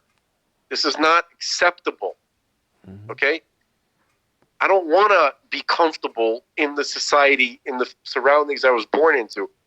Where I was born, people get sick and die. Yeah. I want that to change. The Torah says that can change. It's supposed to change. Yeah. That we're supposed to look at this situation as something is wrong, something is sick. You're not supposed to get comfortable in it. Right? Yeah. So again, we spoke about a certain type of person yesterday, or one of the last two conversations, okay? Where you have two sets of people. You can divide types of people in like this. You have people who do everything in their life to try to make themselves as comfortable in this shithole and distract themselves as much as possible to forget about the impending doom that we're all facing. Okay? And also, not just about personal doom, but doom of loved ones as well. Okay? So everybody wants to forget about that as much as possible. They want to distract themselves. Everything that they do is about creating the best possible distraction to get their mind furthest away from that horror. Okay? So these people are like that too. Okay? That's why they don't want to get into the woo-woo stuff. That's why. That's who they are. Yeah. I hope that answers your question. I guess. I don't know. There's something. No, so it's not tough crowd, man. It's something is Seems like we're on the money. Listen, something is missing because these people have finished Shas. They finished the Talmud BEU and they've read about Dude, there's a lot of people. There's tons of stories. Let me just. There's tons of stories about guys, right? Like the whole Hasidic story is about, fighting this scholar class, right? Yeah. That they wanted to be in charge. They wanted to be the scholars, the know-it-alls. No, but even the right? scholars are reading about guys who levitated and did Chiyas Amesim. Yeah, but do they believe it? I don't know. No, they don't. That's what nobody wants to say. They don't fucking believe it. Mm-hmm. If they did, they would look into it themselves. Yeah. Okay? They're not experiencers. They're readers-abouters. You know, it's funny. Rabbi Pinson, mm-hmm. my wife's cousin, mm-hmm. right? Yeah. He, in one of his lectures, he was talking about, I think it was one of the Abulafian lectures, mm-hmm. Prophetic, or it was the Sefer Yetzirah lecture, and it was talking about certain things that, like something like, let's say, like a golem, right? Mm-hmm. Right? Yeah. So, people learn about this stuff, and he's like, so why? Okay, they learn about it, so why don't they do it, right? Because, and then he does an impression of two guys talking about it who learn it. They're like, well, you really believe this? Yeah. You know what I mean? Yeah. That's who we're dealing with here. Yeah. Okay? That's what it is. All right? They're people from a society. They wear a certain type of garb. Okay? They speak a certain type of language. Okay? And they look a certain way, and they eat a certain type of food. And they follow the customs, and they do. And to some extent, they have faith to some extent. But, at the same time, I'm not terribly critical, because at the same time, they're like, you take people and you show them stuff mm-hmm. of a world where almost very few people have ever seen anything that breaks nature. Yeah. Right? Yeah. It's not in their regular experience. In fact, for some people, it's never in their experience, right? Mm-hmm. So it's not shocking that they would have trouble believing it. Okay, so I'm not ragging on them entirely. Okay, so they have the type of faith that only fits in to the kind of things that they've already seen, right? Like they'll have a faith where God will operate. He'll operate in ways that he operates. That the way we see, the political the things that happen in politics that you could see God. He acts through that. He's not gonna make golems. And then they'll say like, what is it? The Hashem controls the hearts of men. So then they'll go as far as to say, Hashem's controlling this guy and that guy, and that's what we see. Right. Yeah, they're not gonna allow. They're gonna limit Hashem. Yeah. To only what they have experienced so far. Like, you know what I mean? Like, they're not. I'm not blaming them. I get that mentality, but you can't, like, you can't become a spiritual leader with that mentality. And we've had, and now we have a lot of those kind of guys. I was gonna say, many have. It's kind of scary. Right? They've gotten into spiritual leadership positions. Yeah. Okay. That they don't belong in. Okay. There's not a lot of guys like we've had like from the past. You know what I mean? Like we had like real, like everybody that all the commentaries that we have, like Rashi, right? Mm-hmm. The Ramban, all these guys, they were all practitioners of the prophetic practices. Mm-hmm. You understand? Yeah. They were not readers abouters. They were there. They were practicing all of these techniques. They were making the ascents like the Baal Shem Tov regularly. I know rabbis who are like, if you look at them just ostensibly externally, they are actually, I know of a rabbi who's, I know for a fact that he's pretending, so to speak, to be one of the quote-unquote just regular run-of-the-mill, YU types, but I know for a fact that has certain abilities, let's put it that way. Dude, I hope we have guys like that, I know we do. I don't find it difficult to believe what you're saying. Like, I know we have that, okay? But I don't know how many of the think about like the communal rabbis that we have nowadays, right? Mm-hmm. Can you imagine them making ascents and practicing Abulafian techniques? I find it difficult. Yeah. Okay. Yeah. But that was the almost like a requirement. Mm-hmm. Before, like, not a requirement, but we wouldn't have the leaders from before who weren't all true spiritual giants, like personal experiencers of the upper worlds, Yetzirah, Berea, like under truly like not plumbing, but like they were familiar in all of the palaces, the supernal palaces. They were regular, you know what I mean? They attended the gatherings. They were there. They understood what that means. They were connected in real time fully to those, to those levels of reality, right? That's who you want. That's who you want as your leadership, right? So, but we don't, it doesn't seem like that's a huge priority anymore. In fact, it's almost looked down upon. Right? Oh, that's like, these days we're all simple people. That's the excuse. It's the humble, simple excuse.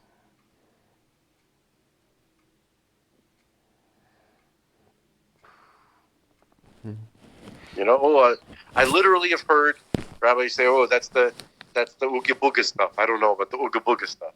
Yeah. I've heard that stuff. Yep. I don't know, man. Crazy. That's your Torah. What are you doing? What are you talking about Ooga Booga stuff? Are you serious? How do we change the situation, man? Apart from doing what we're doing. I think if we knew what else we could be doing, we'd be doing it. I think we know we're doing what we so far, think we're that we can do. Yeah. I think we're doing it. We're trying. I think we just have to get a little bit more into the descriptions of the videos, right? Making more clips, spending more time figuring out how to use Rumble, right, more successfully. We have to put more effort into not just the making of the content, but how to distribute it. Yeah. I think that's why we're lagging. Is that right? Lagging, like when you're like. Yes. I think your idea about the the root and branch thing. Mm-hmm. That's a good idea. Yeah. That's definitely one of my ladies and gentlemen, for those of you listening, hang-ups. Listening to this recording, Frank and I will be filling in for his brother next week, next Tuesday, May 4th. I believe it's going to be 12 p.m. Eastern time, 7 p.m. Israel time, and for that particular thing, there's already a kind of a built-in. Now, if you set aside just Rumble, there's already a built-in Zoom audience that's going to be on live with us, and which usually normally watches your brother. So it's going to be me and you, and I'll create some sort of format for it, but it's going to be more. I'll try to make it as flow as possible. I will. I don't want it to be so rigid. You know what I mean? Like I'm going to ask you questions. I'm going to ask you two main questions. One is I'm gonna probably have you do, because it's an hour long, right? So I'm gonna have you do just speak maybe for 20-30 minutes about your experiences with your brother, in terms of the the work that he's been doing, and just your experiences, taking phone calls. Just talk about some of those, Sure. And then we'll get into just the classical thing of I'll ask you, why are people, the old the office question, why are people the way that they are? In terms of why they been behaving this way for the past 2 years. What made them what made people just go take this stuff? What's making people cover their ears when you're trying to tell them information that would otherwise they would be receptive to, but they're not in this case for some reason. Just different this kind of stuff that you and I spoke about in the first, I don't know, 5 episodes of this podcast. So that's what. By the way, that's fine. That sounds good. Yeah. I think I can do that. Yeah. I was kind of looking at the page, and there's most of the early episodes are not there. We never uploaded them since your first. Yeah, since your main YouTube channel got closed down. I have them though. I have them. You put them on. Yeah, and Odyssey only lets you put up stuff that's up to an hour long. Meaning Odyssey will only, if you link your YouTube to your Odyssey, for example, it will only put up stuff that's an hour, up to an hour, I think, or an hour and a half long. So the 3-hour things are whatever. I have to do. It's a whole archive job. It's gonna be fun. Right. It's that kind of I'm not criticizing you. I'm the same way. I could probably I'm not as technically, I don't have as much technical aptitude as you do, but I could get into the, folks at home. Greg gave me access to the YouTube channel. I could go in and start working on descriptions, right? Mm-hmm. I could do that more of videos that we've already uploaded. Yeah. I could do stuff like that, Yeah. I think we got to work on stuff like that, and it'll be more successful. But we definitely got to seriously begin to transition away from YouTube. But also, you know what I noticed, just on a side note? Remember I was trying to make Truth Fanatics happen? Yeah. By the way, I didn't forget about that. I see it's not. No, no, there was a video I told you I put up with the title Truth Fanatics. It went nowhere. And then I changed it back to Let's Be Frank and whatever it was, and then it started moving. There is another show called Let's Be Frank, by the way. Yeah, it comes up in my YouTube, and it has 40,000. They have 40,000 views per episode. It's lame. And 40,000 with 40,000 views. Yeah. Per episode. Whatever. Listen, man, you know how this works. You know how this. See, that's the reality. Yeah. Okay. Why do they have 40,000? Because Sitra Achra operatives, right? Same thing. Elon Musk, primary Sitra Achra operative. That's why. That's really why he has as much success as he does. Because just use common sense. You know what I mean? Like, what is he? Can I ask you a question just to get back to Elon Musk for a moment? Just for a moment. Yeah. What is he actually produced yet that is of use to human beings besides the Tesla automobile? And that's not even really accessible to most. He's trying. First of all, he's trying to do. He has this whole boring company. Yeah. Where he's trying to create these tunnels. For literally, he said that his goal is to just basically eliminate traffic. My whole thing is that I think he's, again, back to the whole Hashem is using him thing. I actually made a video about this, how, the whole thing in the Gemara talks about the burrowing. When Mashiach comes, like the Tiasamesim, people will burrow under the ground. I think in the end, these tunnels are going to be used for something like that. So that's what he's doing with that. Neuralink. Sorry. Neuralink is a whole other discussion. He has a lot of great ideas, but has been talking about it for many, many, many years. Okay. Yeah. And I was excited about it when I heard about it, just like everybody else. Mm-hmm.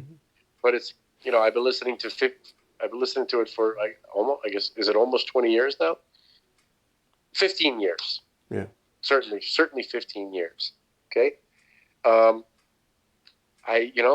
Besides a couple of nice looking, expensive electric cars, I don't see what he's actually done for anybody. Yeah. It's also not clear whether or not the electric cars are doing anything better for the so-called environment. Well, people joke how, the people that are buying the electric cars help pay for his acquisition of Twitter, which is the irony. These lefties who bought these electric cars were the ones that helped pay for, let's say if you're just going by just conventional wisdom, they help pay for their own demise, digitally speaking. Well, I can look up Elon Musk, again, assuming the origin story of at least his business origin story. See, he Why is he the richest man in the world? Why? well, let's see. Let's see. He moved to California in '95 to attend Stanford, but decided to instead pursue a business career, co-founding the web software company Zip2. He did this with his brother Kimball Musk. By the way, his brother Kimball is involved now with he was like he's like a very eccentric guy. You should look up his brother. His brother's older than him. He was a chef. He founds all kinds of like nonprofits. He's built Big Green. He's into he says outdoor classrooms called learning gardens and schoolyards across America. Urban farming in Brooklyn. Hydroponic indoor climate controlled shipping containers. He's also into this thing called Elon Gate, which is it's a cryptocurrency that's like specifically focuses on it's basically like a tzedakah token.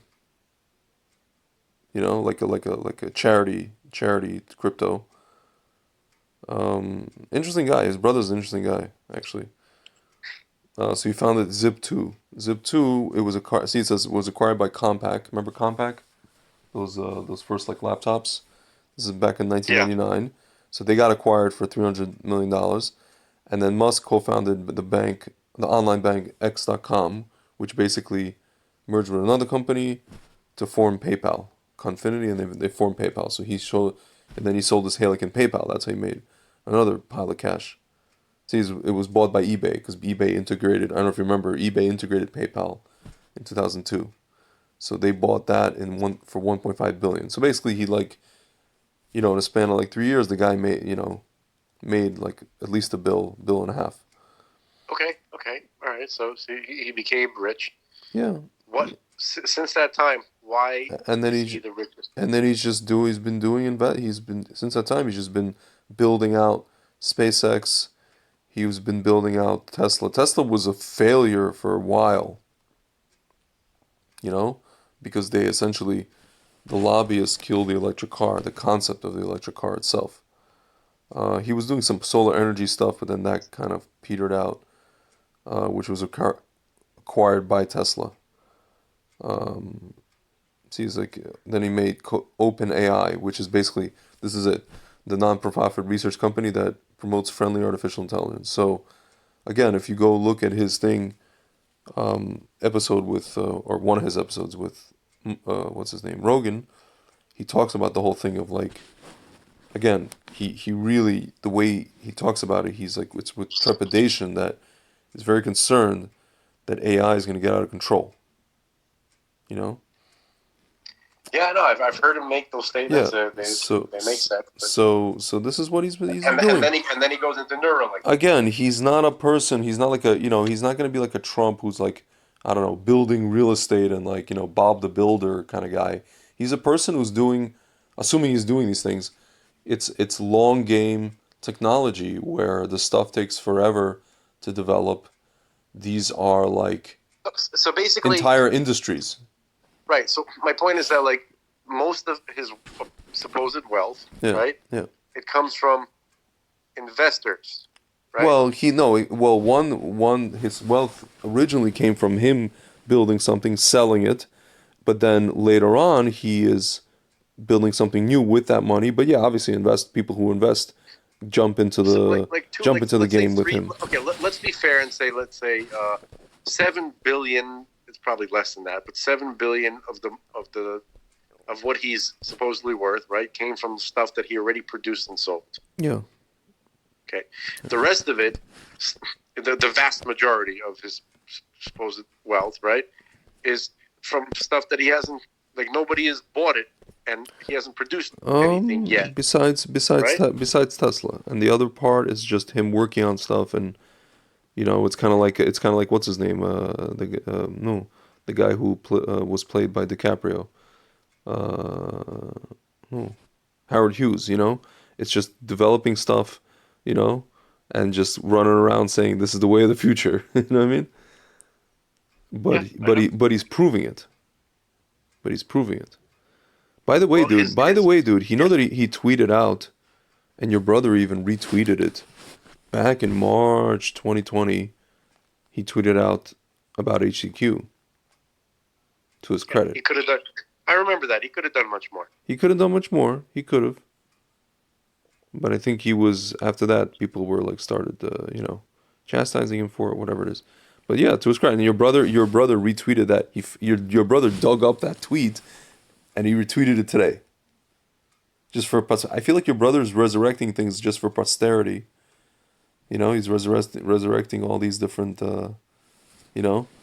interactions, discussions, because I feel like now your brother built up such a movement in the grassroots, and what's called, I call in Russian samizdat, like the self-produced journalistic sources, basically the underground. So now the underground is going mainstream, And so now he's just basically breaking out all the stops. We'll see. Listen, we'll see. I don't know. Hopefully it's better. It's more good than bad. So I wanted to do a to be continued. Okay. Because it's past 1. Okay. And I have to daven, but I don't want this to end. Yeah. I want the energy of this discussion to continue. And I know that you don't like these, episodes that are like part 1, part 2. But I think, like, if you want to make the 77, then we should continue. Like this, we didn't do 77 justice. So this is already 2 hours long.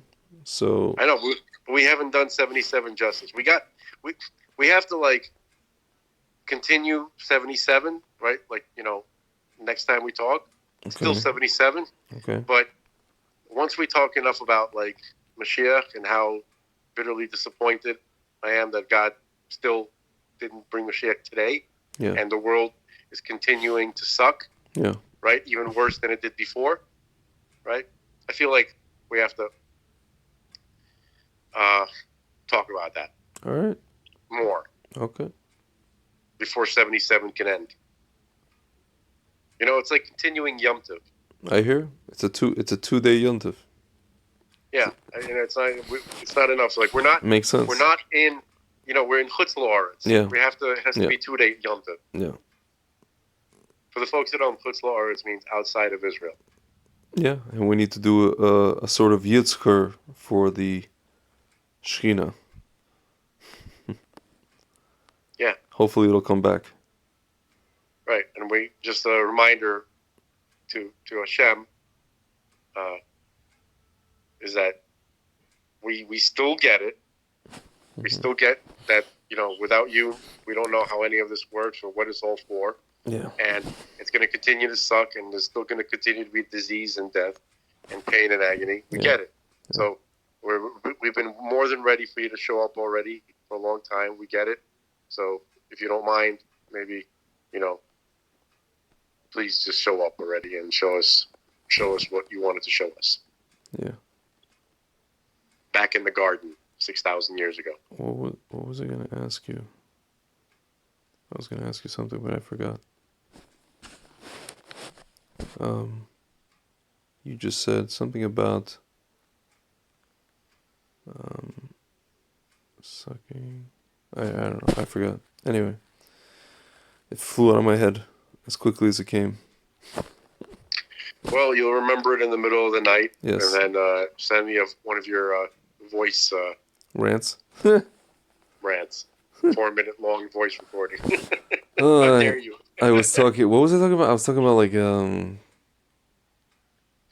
something about college. How people in sports, people who like lose the game start crying. Athletes cry. Yeah, that's right. I was listening when to that they lose. as I was falling asleep. Yeah. I'm like, what the hell does he care? No, I just saw some. I fell asleep. No, because I was an athlete, man. I played. I played.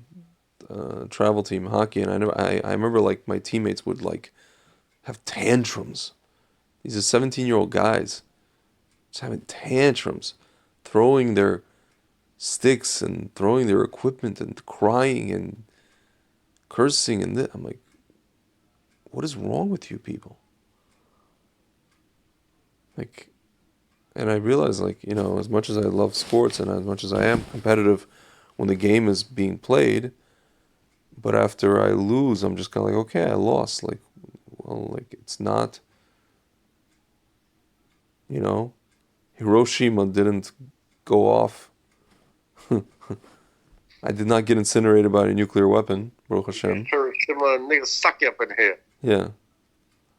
I'm just like... Set off a nuclear holocaust up in this piece. Yeah, like what? Oh, I wanted to ask you. Oh my God. Here's what I wanted to ask you. Do you want to mention what you told me about what Rabbi Kessin responded to our friend who heard your... Well, actually, I was told that it's only to be shared with you. Fine. Oh, it's interesting. Right before you called, literally, when we started this conversation tonight, part 3 of Rabbi Kessin's Pesach lectures dropped. Yeah. Were published. Yeah. And I was talking to her about it today. Yeah. I was saying, what happened to number 3? He said that it was supposed to come out on Chol Hamoed, Pesach, and it never did. Yeah. Okay. So here it is. Oh, this is the Tikkun process of Passover, part 3. Yeah. Wow. Interesting. I'm gonna listen to this. All right. So to be continued. All right. I'm not gonna say River Dershi. I'm not going to even say Regal Beagle. I'm not going to say that because the episode's not over. Yep. I'm not meeting Larry at the Regal Beagle. All right. Okay. All right. And I'm not going to say mission accomplished. But should I? I'm gonna. You know what I'm gonna do? I'm just gonna post this as part 1, 77 part 1 on. Yeah, man. That's what I'm gonna do. All right, sir. We should do like 77. part 77. You know No, what I mean? no, Like, no, no, no, no. I would totally do something like that just to mess with people. We should do 77. You know what we should do? 77 part 1, the tree of knowledge, and then 77 Elon, part 2, the tree of the life. tree of life. Yeah, so I think Elon is the tree of knowledge. Yeah. I don't think he's a tree of life. No, yeah. For sure. All right, sir. All right. I may. It's been real. Riderci. And Riderci. we'll talk soon. Riderci. Riderci. Mr. Bob. Later. Bye-bye.